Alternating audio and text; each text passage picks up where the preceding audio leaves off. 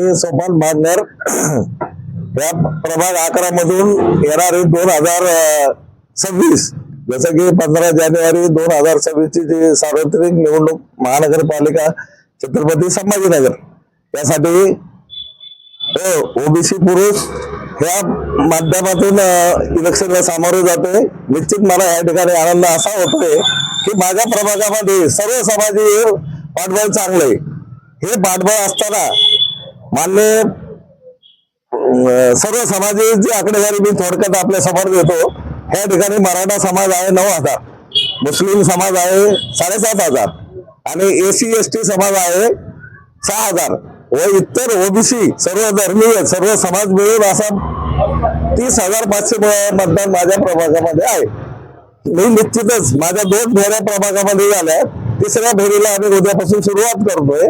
जसं की ते लोक आशेने बघताय की महाराष्ट्र राज्याचे उपमुख्यमंत्री माननीय अजितदादा पवार साहेब त्यांनी जी बारामती असेल पुणे असेल त्याच्यानंतर आता नवीन संभाजीनगर मध्ये निश्चितच त्यांनी पाऊल टाकले आणि चांगल्या दिशेने पाऊल आहे की येणाऱ्या महानगरपालिकेमध्ये जेव्हा महापौर पहिल्या सभेसाठी सभागृह राहील तर निश्चित आम्ही जनतेला 24 तास पाणी देणार आहे। काय आज घडलेला असं की प्रसारित आहे की घड्याळाचं असं आहे की घड्याळावर विश्वास 100% विश्वास आहे। घराघरातून मला प्रतिसाद आहे, माता भगिनीचा प्रसाद आहे, लाडक्या बहिणीचा प्रतिसाद आहे, त्याच्यानंतर उद्योजकाचा प्रतिसाद आहे, कामगार बंधूंचा प्रतिसाद आहे आणि लोक आता असे बघताय की आशाने आपलं शहर पहिल्या महाराष्ट्रात पहिल्या 5 मध्ये कसं जाईल त्याची वाट बघताय। समजा तुमचं जर तुम्ही निवडून आले तर तुमचं पुढचं कसं राहील? आमचं निवडून राहिलं तर सगळ्यात पहिले मी रुग्णवाहिका गोरगरिबासाठी किंवा आजारी माणसासाठी फ्री ठेवणार आहे।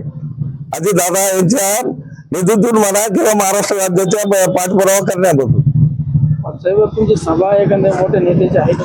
सभा आमच्या आहे ना, ते आदित्य तटकरे आता उद्या सभा येणार आहेत, रॅल्या राहतात आणि निश्चित उद्या परवा लाडक्या बहिणीचे जे अमाऊंट 2 महिने 3 महिन्याची थकीत ती सुद्धा जमा होणार आहे आणि पुढील दिशा मान्यवर आणि आदित्यताई सांगणार आहेत। तटकरे काय आव्हान करशाल?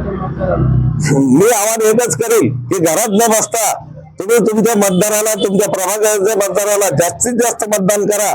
विजय तर आपण घेतलेलाच आहे पण हाय लीड जसं तुम्ही जास्त देताल तेवढे आपल्या पक्षासाठी माझ्यासाठी किंवा प्रभागासाठी चांगलं राहील।